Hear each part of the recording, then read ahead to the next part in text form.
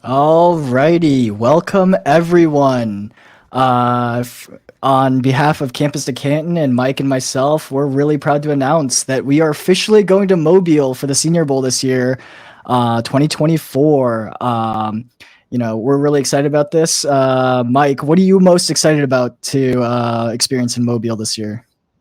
It's our second year, so our first year going, I was just surprised how different it is to watch players actually in person rather than just on film. It was just a whole different atmosphere, a different environment. So I'm just excited to get that feeling again.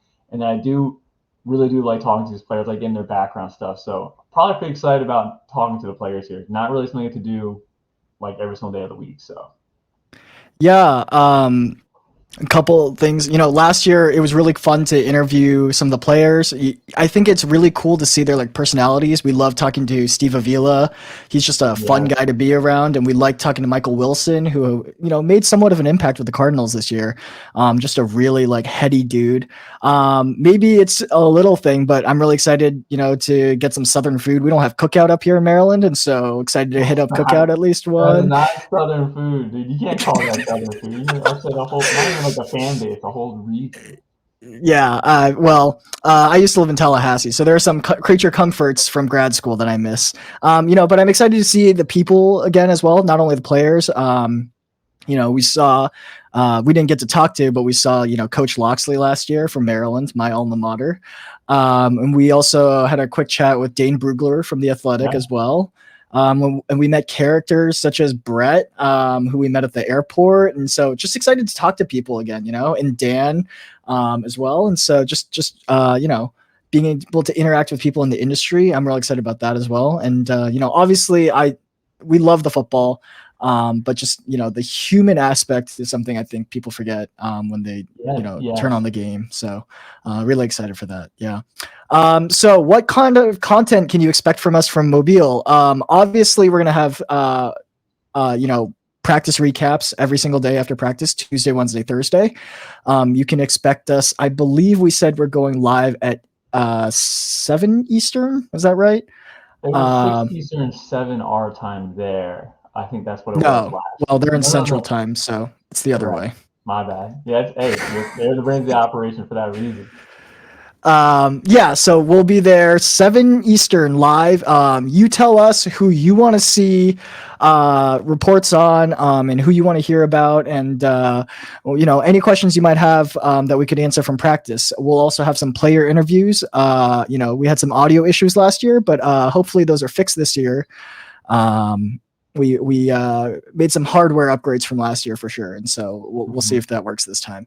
And then on Twitter, you can find me at PKJBLee and Mike at FF _Dirty Mike on Twitter. We'll be posting clips of practice. Same as last year. Those seemed to get a good deal of traction last year. So excited to post those up. And you're already here for another part of the content where we have for the Senior Bowl, which is the preview shows. We're going to do 3 parts. This is part one, where we talk about different position groups, and we're kind of going to have a different theme for each show. And so today's show is going to be who's going to make some money and raise their stock. And the skill positions we're talking about are on the defensive side of the ball. So your linebackers, corners, and safeties. But before we get into the players, got to do some housekeeping here. Like, comment, subscribe to Campus to Canton. We really appreciate the love and support we get from all of you, and we really do want to know what you want to see and hear about from the Senior Bowl, but general CFF questions, C2C questions, fantasy, real life football. Me, I love watching the trenches play. So if you have any questions about that kind of stuff and how that affects maybe your fantasy teams as well, like all things that we're happy to answer and happy to talk about. So make sure to hit us up on Twitter. Check out the YouTube page, which you're probably watching this on the YouTube page right now. And if you are a subscriber, you can also be in the Campus to Canton Discord. So all places where you can reach us. Yeah, Um, and the game is won and lost by the trench. I've always believed that. So these are like not the sexy positions, but people don't understand. These are like the unsung heroes. That's why you see these quarterbacks buying their linemen, golf carts, lifted golf carts like Patrick Mahomes, and like the line is the most important part. Absolutely. And with that, without further ado, let's jump into that. So I think we're going to start with the linebackers today, on this list of who's going to make some money and raise their stock, and Mobile, the practice experience, I think changes the stock of players the most. And I think that coaches are looking for one, effort and willingness, and two, athletic tools. And those I think pop the most on the practice field. So the person I want to talk about first amongst the linebacker group is actually Jalen Ford, who is technical difficulties here. Jalen Ford, who's a linebacker from Texas. He's a 6'3", 240-pound linebacker, which you don't usually get these linebackers that are prototypical size for the NFL anymore coming out of college. They're all like 200 pounds, 220, and sometimes you get those converted safeties like the Cowboys have and Marquise Bell. But we're looking at someone like Jalen Ford now, who's just prototypical size coming out. He has 220 tackles over the last 2 years, which is 27 games, which is a remarkable number, even for a linebacker. 20 and a half tackles for loss, 6 interceptions, 10 passes defended, and 4 forced fumbles all over the last 2 years, which is 27 games, like I said, which is, crazy amount of production. Obviously, Texas has been fairly successful the past couple of years. But somehow only the offense gets all the credit, and they've been churning out great defensive lines, which I'm sure contributes to his production. But yeah, let's get back to Jalen Ford here. He's someone that I saw on tape that jumps really quickly from assignment to assignment. He sees someone crossing, he go make sure that person clears on the crosser, and then immediately jumps to a new assignment. And so, defensive coaches will love that. That's just full effort, 100% of the time. I just think that a coach needs to, sit him down and needs to slow down the game for him. He gets a little bit frantic in that, jumping from assignment to assignment is a good thing, but maybe not to a frantic level. And part of that is he's very aware of running quarterbacks, as the Big 12 tends to have. But he might trigger just a little bit too fast going downhill, especially to meet running quarterbacks in the hole or on the edge. If he can just stay a little bit more patient, he might be able to break down and make more tackles. And another thing I noticed that might actually be noticeable at practice in the Senior Bowl is he's really good at staying just out of reach of blockers. He forces the blocker to come to him and put themselves in a bad position, which makes plays for other players on the team as well, which I thought was super interesting. And I don't know if he's doing it on purpose or if it's just, a God-given skill that he just kind of has this sense for. But I thought it was fairly impressive. Now, granted, he has only about average athleticism, but I think he has good flexibility, not only in positioning and alignment, but also just, I think his joints move fairly well in that he would often lose his balance, but he wasn't often on the ground. He's just kind of catching himself a little bit and able to recover. For this Texas defense, he played, overhang and edge alignments as well as, the typical off the ball. And I really like the way he meshed with DeMarvion Overshown, who was a Senior Bowl linebacker last year. And so, Jalen Ford is one of my guys. I think at the very least, he'll pop on the field in that he's just bigger than everyone else. I like that. You also hit on something too about how we don't see those traditional size linebackers out there anymore. The NFL is always changing. I mean, I think it was a little bit slow, but like the last 10 years, I feel like it's been really getting really diverse. A lot of coveting speed and stuff. We're moving away from the slow, non-moving walls. You just plant the biggest, fattest guy you can in the D line. I wonder if they might be going back to that to just stop the small speedsters. Like we just bring out big walls they can't get around. Anyway, I'm just kind of thinking about schematically. But yeah, that's a fair point. Jack Campbell was my linebacker one last year, one of the bigger thumper guys. And you look at someone like Devin White, who really struggled after being the 5th overall pick, and he's kind of small, 4.340 kind of guy, and he's just really struggled in the NFL. So maybe we're kind of seeing a shift away from that. Yeah. Going over to my guy, though, I got Tyron Hopper. Not to be confused with his brother, Tyrone Hopper, who's an edge, also at Missouri. He followed him over there to transfer coming out of Florida. But Tyron Hopper, 45 tackles, 6 tackles for a loss, and 3 sacks. He led Missouri in tackles here. 6'1", 220, a little bit on the smaller side. He's more of a coverage linebacker. Last year he played left inside linebacker. This year was a middle linebacker. They had a new scheme because of coaching changes there. his coverage snaps were really good last year. This year, not so much. I felt like he was like easily manipulated from eyes from the more experienced quarterbacks, but like playing against like G5 QBs, like he was easily picking them off, especially against LA Tech there, just on the smaller sides. I'm actually very excited to see him at the Senior Bowl though, because there is no hitting the Senior Bowl. It's a lot of just wrapping guys up. So those athletic guys and the smaller guys definitely shine because it's more used to their skills. So they don't even worry about power. But I think Hopper definitely kind of struggles with the power aspect of being a linebacker. His tackling was inconsistent this year. But like as far as like athleticism goes, I think he's a very clear athlete out there. So very reactive rather than proactive. I think that's fine for coverage. I just it's fine. I know he has closing speed and he definitely covers it in the slot once in a while. I don't think he's anything special at it, but I definitely don't think he's an actual liability out there. He has a good feel for the game, but I think he's just raw. He's raw. I need him to get like a little bit more refined. Yeah, I mean, I think we as a scouting group are very anti-helmet scouting, right? But I don't think it hurts that someone like Nick Bolton is in the league right now, really, making a name for himself. Same helmet and kind of same similar small size. But apparently I only picked the big guys here because the next guy I wanted to talk about is like a really big guy, but I think he's even bigger. You think back to like when I was in like middle school, whatever. Troy Polamalu, people were always surprised that he was actually a little shorter than they thought, and I always said the hair adds like 2 to 3 inches, right? Yeah. And let me talk about someone with great hair. He's from Hawaii too, but Maris Lufau from Notre Dame. He's listed at 6'2 1/4. I was surprised Notre Dame listed them to 1/4 of an inch. And 240 pounds. So another guy that's, close to prototypical size for a linebacker. Ideally, you want them in the 240s, but, we'll play at 239 is officially what he's listed at. So it's really interesting. 44 tackles, 3 sacks, 1 fumble, and 1 pass defense this past year, which was his 5th year at Notre Dame. They had 2 fifth-year linebackers playing for them, so not surprised their defense was pretty, physical and good. I think Maris Lufau has really plus physical tools, and that manifests itself in this plus physicality where anytime he engages with someone, it's very violent.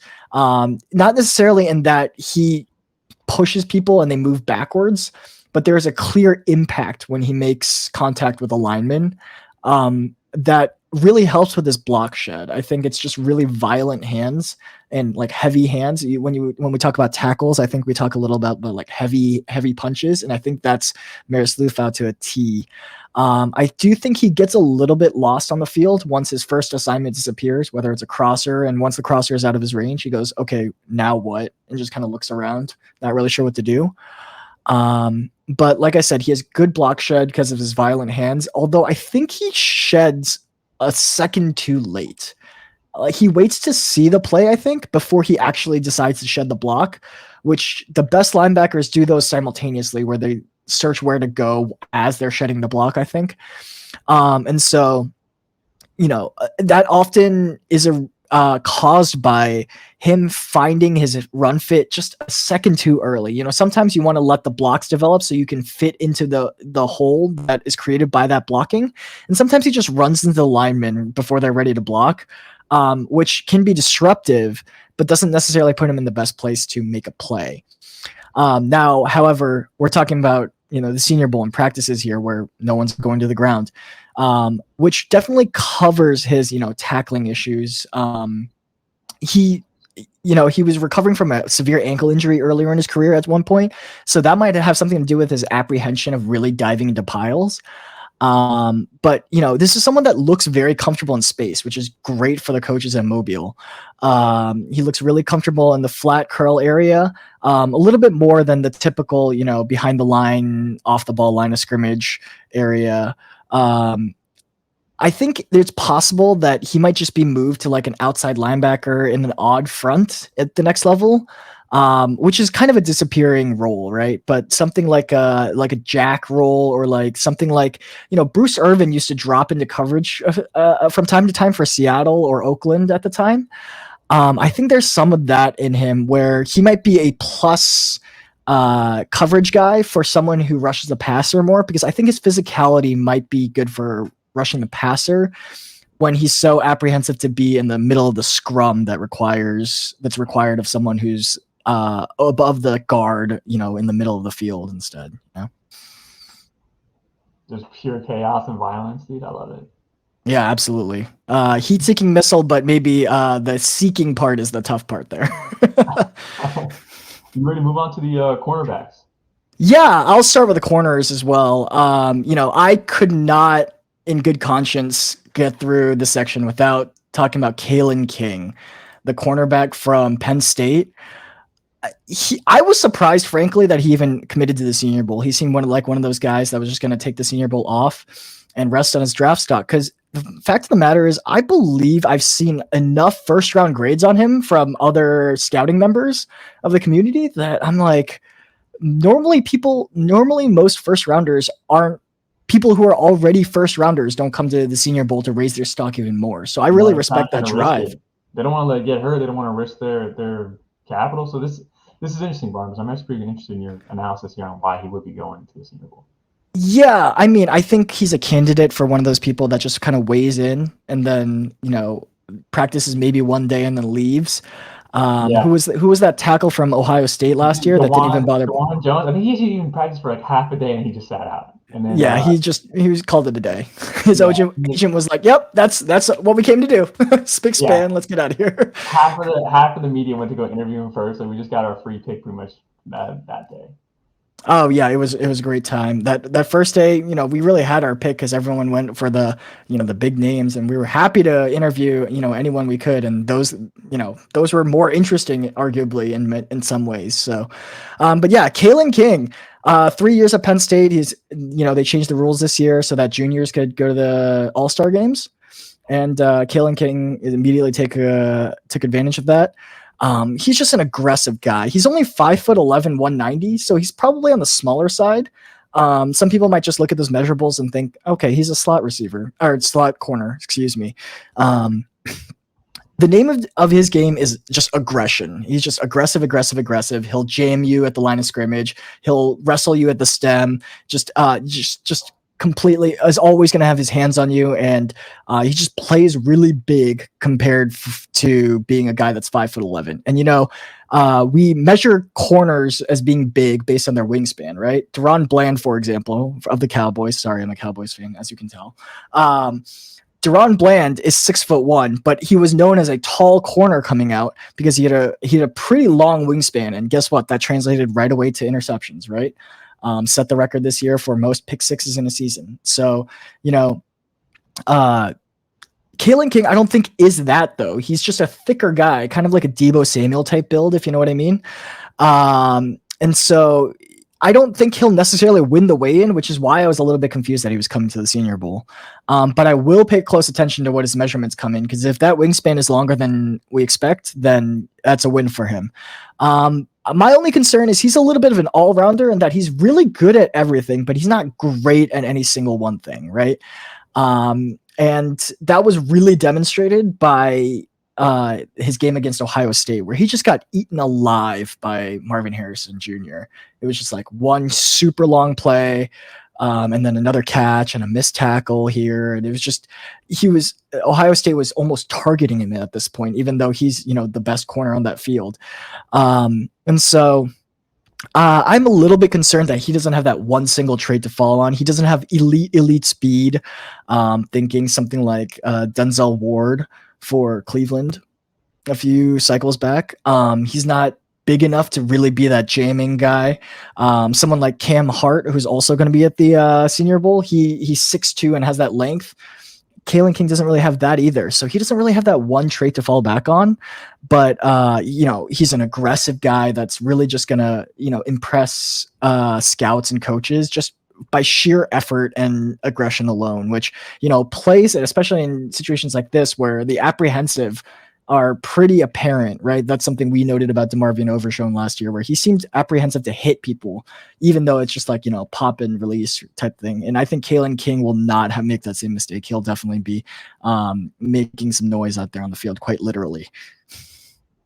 Hey, do you like Asante Samuel Jr., right? He's 5'10", 180, was I think like the 34th. I think he was a really early second, if not like late first. Yeah. Are you like is there like comparison? I'm trying to think of like other small corners in the NFL league that's been successful. So Kalen King is much more physical than Asante Samuel Jr. was. Asante Okay. Samuel Jr. is like small. Like Yes. I don't know what he exactly measured in at. All I know is that in their game against Clemson in his final year in college, they had to literally bench Asante Samuel Jr. because they were just throwing back shoulder fades to Asante's side every single play for like 3 plays straight. And they were like, yeah, we can't keep letting this happen. I don't even remember who the wide receiver was that year, but it was just big jump ball after jump ball, and he was just losing all of them. And so, the Florida State staff pulled Asante Samuel for the rest of that drive just to get those jump balls out of the way. I think Kalen King is at least physical enough to play on that. I would say he's not quite as sticky. Asante Samuel had the best mirroring skills of that corner class, I would argue, right? Just really slippery hips and just really good mirror skills. Kalen King's not really that. He does a good job of managing cushion, but I wouldn't say he's a kind of guy that's always just going to be in a hip pocket. But that aggression really plays in that he can catch up very quickly.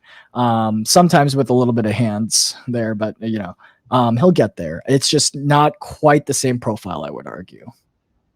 All right, yeah, heading on over to DJ James of Auburn. I was really excited to look into the two Auburn corners here. Uh, Auburn actually, what like I don't know, dude. I thought Auburn's gonna be really bad this year, just across the board, across all position groups. But there were some nice bright spots, and one of those spots was DJ James. He's 6'1", 164. He's a little bit on the skinnier side. I do like to joke, kind of say that he was traded for Bo Nix because he came over from Oregon the same year that Bo Nix went to Auburn from Oregon. So that's where he comes from, Oregon. He shows up really well against weak competition. He has good ball skills too, like good ball tracking, nickel slot stuff. I do think that some of his like stats are a little bit like padded from good line play. I'm talking about like when a D lineman tipped the ball and it was a very easy interception for him. Like it wasn't like hard at all for him to pick it off. But again, that's like people like to joke too. Like when you're like in high school, you're determined between playing cornerback and wide receiver. It's always like, well, you got hands or not? Like, can you catch the ball? You can't catch the ball, you're going on the defensive side of the ball.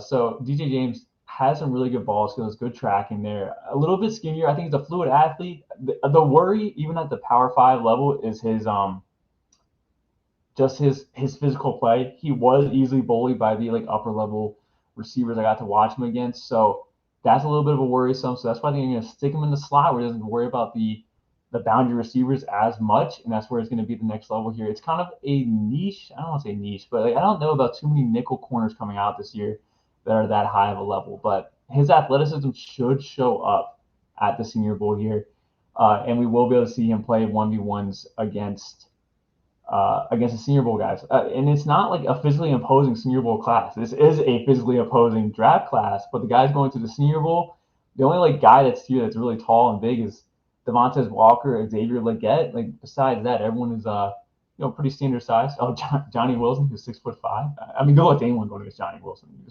just throw it up in the air. You can just underhand it up in the air like a basketball. Just here, catch that shit. Yeah, the quarterbacks from last year could have gotten into Johnny Wilson this year. Yeah. Quarterback class was rough last year. We got some good ones this year as well. Heading on to a guy that I'm very excited about, though. I want to talk about Quinion Mitchell from Toledo. It's a G5 corner, right? G5 corners really aren't, or G5 in general, like they don't really get draft capital, but he's been locked down 2 years in a row. 13 pass breakups last year, 14 pass breakups this year. Last year, I got to watch him go up against Marvin Harrison Jr. against Ohio. He only lined up on the left side. Got to watch a route in the end zone where Marvin Harrison just had a really nice boxing out extension grab for a touchdown. But watching him, like he didn't bite on the manipulation. Like he made the correct read. He was a little bit slow off that back foot. Like when he's backpedaling going forward, a little bit of a slow transition, I think. But besides that, like correct read, doesn't get shaken by the physical contact. It's just a really good play by Marvin Harrison. Long arms, strong hands. But like his arm was in there. He made the right read. He just couldn't get the execution off. But I don't know how much more can ask a guy to do against the number one wide receiver in the entire draft class, especially only allowing 60 yards receiving from Ohio State with CJ Stroud, with the Mecca, with that whole crew. He only allowed 68 yards on his side of the field. they did all their damage on the right side of the field, and they ran up 77 points against them. So it wasn't like a low scoring affair. Like, they ran up the scoreboard, but again, it was all on the right side of the field. Anyway, Quinion is just really aggressive too. He's got like I don't want to say he's like Trayvon Diggs X, but like remember how like last year Diggs was undercutting a lot of routes and like people kind of like say it was a bad thing. I think he does that a lot. I think he really does like to give a little bit of cushion because he wants to make a play on the ball for a pick. He did get a little bit of like shark in the water last year, getting a 4-pick game against Northern Illinois. I mean, I think he was just. I think he lives to have that game again. Like he just wants another one of those multi-interception type games. But again, Quinion Mitchell, great player at the catch point. One of the best corners in this class, and I'm pretty excited. I think he's a second rounder. I think he can maybe even get into the first rounder, but I like him a lot. A little bit questions about functional mobility there coming off that back foot. Yeah, so what you're telling me is he's going to be playing for Dan Quinn next year, is what I'm hearing. Because I imagine, I look at this picture even that we have on the screen right now. He's cornerback tall, right? I mentioned it earlier. He's got the long wingspan, which is really more important for corners than actual, standing height. And just those numbers I mentioned, Kalen King was struggling against Marvin Harrison Jr. So, giving up only that much against Marvin Harrison Jr. from a G5 team is pretty impressive. I don't think it's that notable that he only played one side of the field though. For example, a lot of schools play field versus boundary corners. I believe Georgia does. I know for a fact Florida State does, right? But the corner that I want to talk about next only played the right side of the field as well for Missouri, who is another team kind of like Auburn. Oh, Barnabas, can I just interrupt 1 sec? Because I correct myself. It was left side of the field the entire junior year, and then second half of senior year, we got to see him on the right side of the field. I was a little bit worried about that, but excited to see some versatility. Just had to put that in there.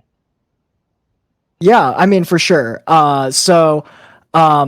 Like I was saying, Missouri, a lot like Auburn, was one of those teams that really, had plucky performances down the line, where everyone didn't think that they were going to be that good, but their defenses are both really what kind of buoyed them up into ranked status for a while there as well. So.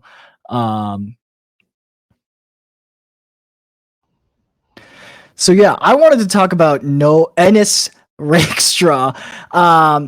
He's the right corner for Mizzou, another one of those teams. He only plays on the right side, and at 6'188", 190-ish essentially.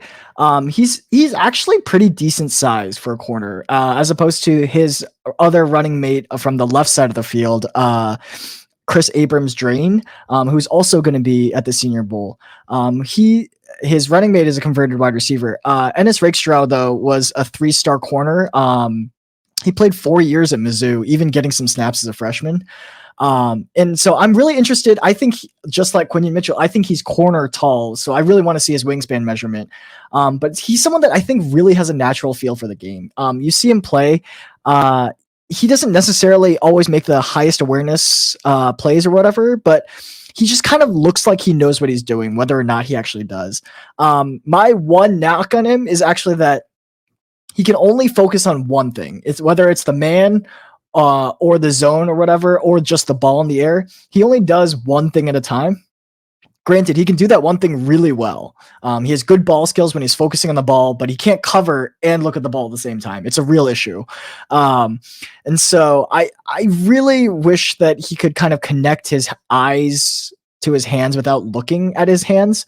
Because sometimes he gets caught with his hands like on the receiver when he's focusing on the ball and just gets handsy. And other times when he's looking at the ball, he just loses the catch point, doesn't know when to jump. So just like I know it's eyes on the back of his head is like the ideal way to say that, but I just wish he had a little bit better awareness. But other than that, he has really punchy hands and he gets out of the saddle quickly. Missouri runs kind of that side saddle cover 3 that's very common in the SEC, and Dan Lanning brought it to Oregon as well from Georgia. One thing I noticed as a freshman, Rakestraw was listed at 170, so he essentially put on 20 pounds in college. And he looks just as athletic as his high school tape, if not more so. So I was really impressed by that. It takes a lot to gain 20 pounds and not lose any elasticity. I think he's faster now than he was in high school. So yeah, he's becoming, into that grown man body, as if you will. But 20 pounds is no joke, especially for a cornerback, and he's holding it well. And then, before we move on, I had to sneak this last slide in here, unbeknownst to Mike, actually. But I had to sneak Mike Sanderstill in here. We are filming this on Friday, and he committed today. And so I had to sneak this in here because Mike Sanderstill made me look very smart for much of the football season this year. Let me tell you, every week I was saying, oh, over under Mike Sanderstill 1.5 interceptions, just absolute absurd speed for a corner. Yes, he's a corner now, right? Because if you remember, he originally came to Michigan and started as a freshman as a wide receiver. And then he switched over to, corner and safety. People weren't sure whether he was going to play safety or corner just because he was a ball skills guy. You just see the ball, go get the ball type guy. But Mike Sanderstill, absolute absurd athleticism and speed. And I'm really excited to see him play out there. He's kind of like his teammate from last year, DJ, what was his name, who was the fastest corner at the combine last year. He plays on the Bengals right now, but anyway, he's in many ways similar to that, where, you think back to last year and that Michigan secondary was maybe the fastest in the country. And so, I just had to sneak that in there real quick. I couldn't in good conscience not mention Mike Sanderstill. He got 4 touchdowns this year. Are you telling me there's hope for Lorenzo Styles? Oh, I mean, can Lorenzo Styles run a 4.340? No. I think that's the bar, right? Jabril Peppers played some running back at Michigan back in his day as well. So, and sort of Jordan Lewis, also on the Cowboys. He got some running back snaps, even in the NFL, actually, for a bit there. So, it's not impossible, but you got to run fast, I think, is the point there. I'm not a big combine fan. I actually really do hate it when it comes to skill position groups, especially when it's just like, I already knew he was fast. I don't really care that he ran a 4.4. I already knew that. Like, I already accounted for that in his profile. But without the ball in their hands too, like, it doesn't matter. But with defensive players, they don't have the ball in their hands. That's like when they actually make the play, they have the ball in their hands. So I think athletic testing means a little bit more on the defensive end of the ball, where it's more reactive rather than proactive type stuff. So I'm all good with that. Well, actually, though, you think back, right? Someone like Kyle Hamilton ran like what, a 4.6 or something in the 40. But, you watch the tape and you're like, oh, he went from opposite hash to sideline and got an interception against Florida State. His speed probably isn't the problem here. So I don't know. I yes and no, I think, where it's more about functional speed. I agree with you. And that actual number on the 40-yard dash doesn't matter as much. But, I understand your point, though. There's some baseline athleticism, but like, it's, just don't show up like Jalen Watermeyer, Keishawn Butte. Like, don't, make sure you guys got a trainer out there for the month before you come out. Head over to the safety position, though. Let's talk about Cameron Kitchens from Miami.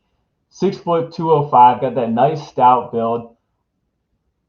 I think he was probably my safety one coming into the year. Like, honestly, I think he's got the best instincts. He's a ball hawk. I think he has 11 interceptions the last 2 years. I want to say it was 6 this year, 5 last year. Might have got that reversed, though. Looked great against Texas A&M, picking off picking off Connor Wegman. Like, he was a force to reckon with before he got hurt. He went down at the end of the Texas A&M game, missed 4 weeks, and then he just didn't look right the rest of the year. And then in the last 3 weeks, he definitely did not look good at all. So I'm wondering if that was lingering injury issues. But Cameron Kitchen is coming in, though. He's a little bit of a stout build, a great tackler, a great ball hawk, great ball skills. My real question with him is what we just talked about, the combine, is his measurable athleticism. I wanted to say I looked up his scores coming out of high school. They were not great. They weren't good at all. So I'm wondering how he's going to measure this year. I'm like, again, I don't really measure. I don't really care too much, but I'm really hoping it doesn't bomb him, because I'm seeing like websites with old databases saying like 20th percentile athlete, 30th percentile athlete. So I'm a little worried about that, but his instincts, I think, are some of the best in the class. I'm very excited about Cam Kitchens. He's a ball hawk. I think he's great. You have any thoughts on Cam Kitchen? Yeah, I mean, he's my safety number one right now as well. I'm not sure about his coverage skills necessarily, 1v1. I think at best he's a split field safety kind of guy. More accurately though, he might be kind of once again on the Cowboys like Jaron Curse type, where he's just kind of like he can play a little bit of man up close, but really just be a long physical presence. And you know, we're in a day and age where safeties are being converted to linebackers. You look at Hamza Nasruddin, you look at, you know, Marquise Bell, Marte Mapu, all these guys, you know.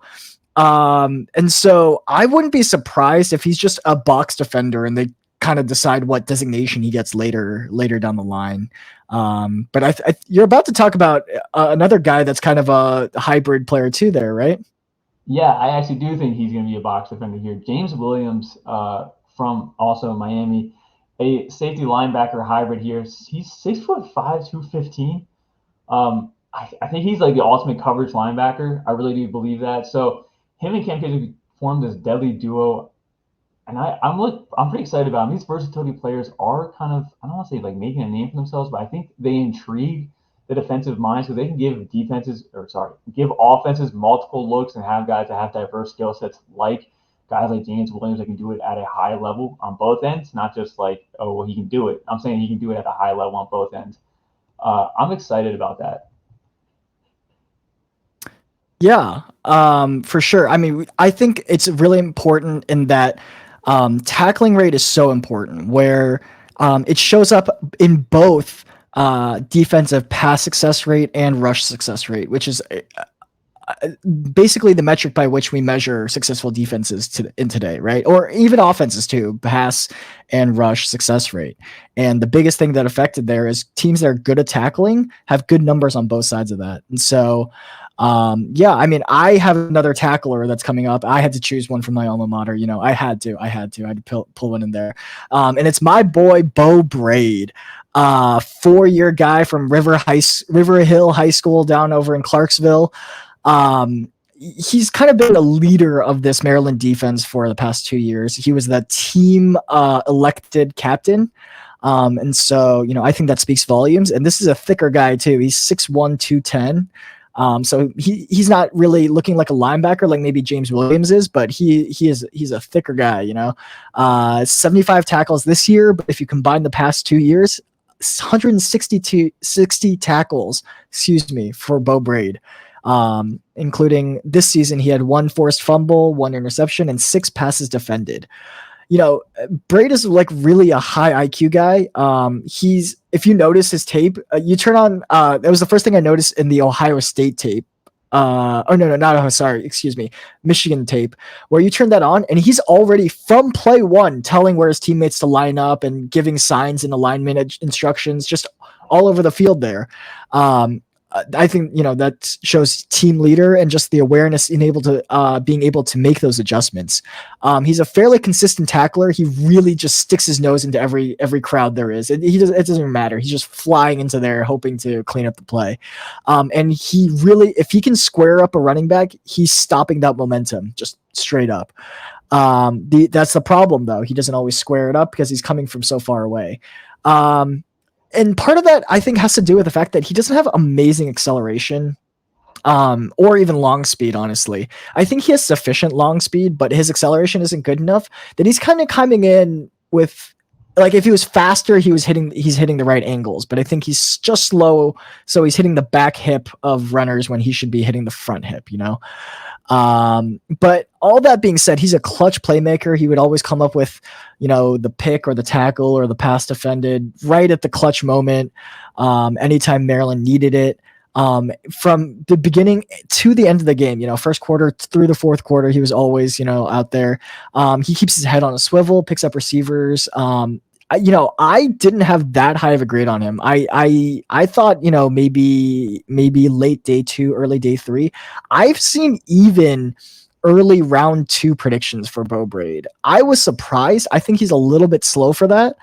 You know, but especially because I think he's limited to box rolls at the next level just because of his speed. It's not even his size. He has good tackling. Dalton Miller, a buddy of mine, recently said he compared him to maybe Talanoa Hufanga. I don't think he's quite, you know, explosive enough to play that role for San Francisco. But I think he can play maybe some split field, and maybe some, Roberts style defenses. I think he can play in that middle portion there because he's not a bad pass defender. He's just a little slow in tackling, and I think that shows in his coverage as well. But yeah, someone that I do think could warrant some early date round 2 consideration is one of my favorite prospects, though, in this class.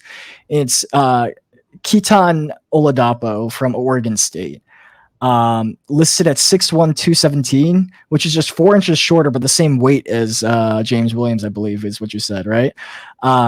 Keaton Oladapo has actually absurd numbers. Tell me how crazy this is, right? Over the past 3 years, he has 222 tackles for Oregon State. That's production, right? Including 73 tackles this year. How are they getting deep so often? Yeah, it's crazy, right? He also added a sack, a forced fumble, 2 interceptions this year. If you add up the last 3 years, he also has 22 passes defended.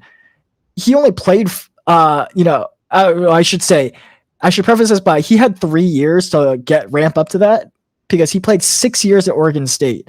I'm really wondering if I can ask him about his experience playing with the Wright brothers, not Orville and them, but Rajon and Nushan. Yeah, we talked to Rajon last year, so maybe we can talk to him about playing with the Wrights there. But the first thing that pops, he's productive because he's a very active defender. He's just a mosquito all over the place.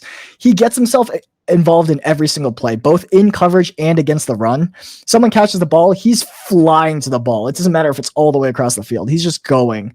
And so, part of that is that he's just such a physical engager that he's but at the same time, it's not like he's like a heat-seeking missile blindly running into scrums either, because there are times where you can tell he's very much making sure that he's the last line of defense. It's really impressive, I think, in the ability to do both instead of being a one-track mind, and I think defensive coordinators will appreciate that at the next level.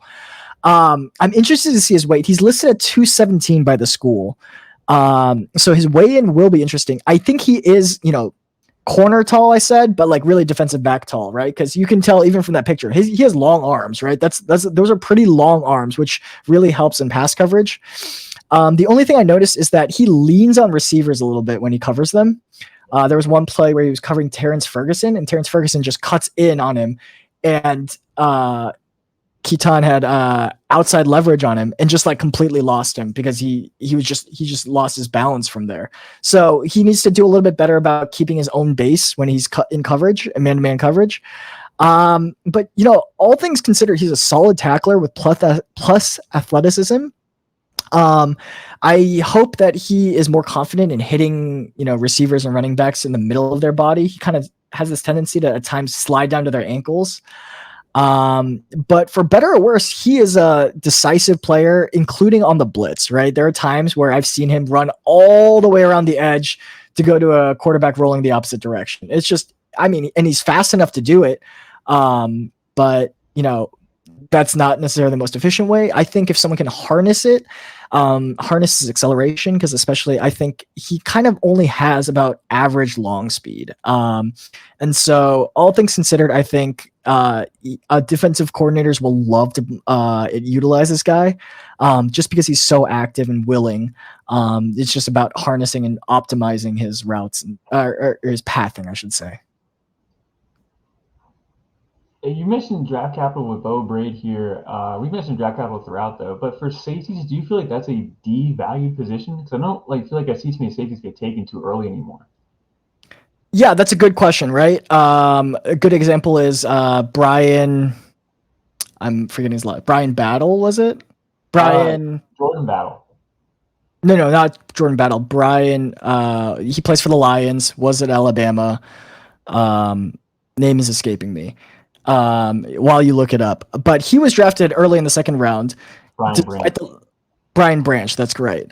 He was drafted early in the second round, despite the Lions picking a running back at 6 and a linebacker at 12, which are also devalued positions, right? Right. So I think it's a fair point to say that I think the community as a whole devalues safeties. I think more accurately, NFL decision makers do devalue safeties more than corners, but I think they still value them enough to take one or two at least in the first round. I think Keaton is probably going to end up between safety 3 and or somewhere between 2 and 5. I haven't finalized my safety board yet, but he's an impressive talent in my eyes, although not a coverage guy, right? Which it depends on how you weight that value, but I think that's a good point in that I think the scouting community has devalued safeties more than the NFL has. Interesting. Okay. I love safety. Or I love the idea of them. I don't really like them seeing them just sit there for doing nothing for 20 snaps in a row. But I agree. Watching all 22 tape of safeties is tough sometimes. If they're not like the guys kind of like Keaton, where Oladapo, where they're just jumping into everything, it's kind of hard to watch because they're just kind of doing their job, staying on top of everything, which is, you want to see some action. The NFL has moved to zone too the last couple of years. Like, it's all about zone. It's not like, man, I think we're past the days of graphics of Jalen Ramsey and Marshawn Lattimore. These are their lockdown grades. It's more about zone now. Yeah, that's fair. Heading over to my last safety, I want to talk about Sione Vaki from Utah, right? Little cheese in it here because he got some running back reps in there too as well. Ivaki actually was a 2019 signee. He actually was a church mission goer, so missed out on 2 years there. Comes in and started the second half of last year, definitely more as a box safety. This year was more of a free safety. I think maybe his future is in the box. But talking about Vaki here, he got some running back snaps. I don't have his numbers put in front of me, but I think he had like 400 yards across 50 or 80 touches. Had a really nice blow up game or two, but showing off that diversity to hopefully appeal to those like creative play callers. But he's an athlete. He's a little bit raw. His tackling took a step back this year. He got cooked against Arizona, by the way. Arizona just cooked him, but he looked really well against Washington. Had a nice pass breakup against Jalen Polk, who is also a draft pick coming up here in this class. But Vaki is 6 foot 208. A little bit concerned about footwork as well too. It's just he's instinctual. Utah just turns out these great talents, instinctual. But when I watch just the micro, I'm just a little bit confused about what I'm trying to see here. So I'm pretty excited to watch him at the Senior Bowl to get a better idea of his coverage ability. But I think his instincts are up there with the class. He's definitely a draft pick. And worst case scenario, an NFL team is going to take him and say, hey, you can be a special teamer. This will be the worst case scenario. So I think Vaki, I'm pretty excited about a high floor player, but I like a very wide range could happen in his career. You have any thoughts on Sione Vaki from Utah? All I'll say is, what's his name? Kyle Whittingham, is it? Has done a great job at Utah. They just churn out DBs left and right. Jalen Johnson, they're just all over the place, right? You look up Clark Phillips. Blackman, Julian Blackman as well. They're all from Utah, right? It's crazy what kind of they always churn out tough defenders who are willing to hit, play solid fundamentals, and even if the talent gap is there, they're still hanging with the best teams out there. So I'll say that's a great coaching job as well. It is the only defense worth watching in the Pac-12. Sometimes Oregon, sometimes Washington, but for the most part, Utah defense year to year, that's a safe bet. That's a safe bet of a good defense. Yeah, rest in peace, Pac-12, or should I say Pac-2? I'm not even resting in peace, dude. I'm happy they're gone. I'm tired of watching Pac-12 defenses, dude. All right, guys, look, that's gonna wrap it up for me and Barnabas tonight. Join us next week. We're gonna talk about the trenches. Yeah, we're gonna do a quick little fantasy draft, I think, for you guys live on the stream. Just kind of looking at how we would match up guys out there. So we'll probably see those guys match up in Mobile. So that'll be fun. Might just take the entire Michigan line. Probably just went out right with that pick right there. That'll do it. Yeah. All right, guys. From Barnabas and from Mike, we'll catch you guys next week. See ya.